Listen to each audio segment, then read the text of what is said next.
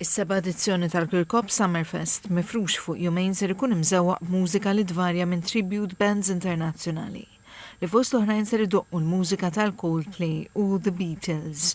Apparti din il-mużika fil-festival ser jieħdu sem diversi DJs popolari. Għalkemm idħulu għabxejn, in-nies huma mħeġġa jagħtu donazzjoni għal Fondazzjoni Inspire li tgħin persuni li għandhom diffikultajiet fit-tagħlim jew imġiba diffiċli. Il-kap eżekuttiv tal-Fondazzjoni Inspire Antonello Gawċi qal li b'kollox jibbenefikaw 1700 persuna mis-servizzi tal-Inspire. Dawn jinkludu 600 tifel u tifla li jgawdu minn servizzi offruti minn 170 professjonist. Is-Sur Gawċi qal li dawn il-fondi huma meħtieġa għall-operat tal-binja ġdida taċ-ċentru Stabs li toffri servizzi speċjalizzati lil persuni vulnerabbli. Noffru numru ta' servizzi lil tfal u anki adulti li għandhom disabilità kif ukoll is-sapport li jsir lill-ġenituri u naturalment allura l-impatt ikun wieħed li mhux żgħir.